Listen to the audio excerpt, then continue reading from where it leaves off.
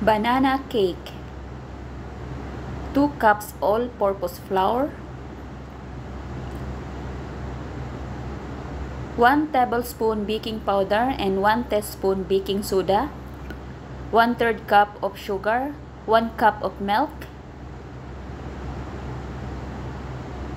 1 egg.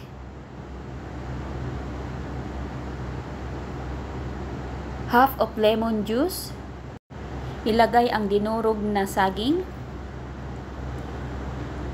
Haluin at ilagay sa baking pan. At lalagyan ng raisin.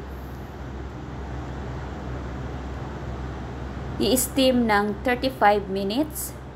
After ng 35 minutes, ito na yung ating banana cake. Ready for snack. Let's eat. Yan, let's eat. Oh, ito na. Ito. Ito. Oh, hatiin mo na. Ayan, natin yan. Yan. Happy birthday to you. Happy birthday to me. Hati na. O, diba? Yummy, yummy. Simple lang kayo na guys. Saging lang nahapit na madunot.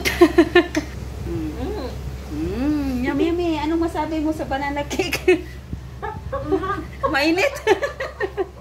Mainit daw. Sabi siguro, nakasok sa katakawan. Ayan, snack na ta sa ating banana cake. Oh, marami pa tayong saging na pwede lutuin.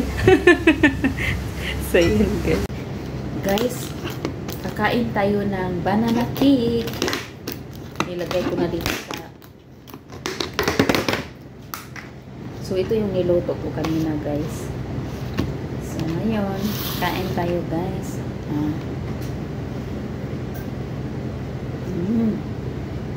Lami siya, guys. Kuya-buya.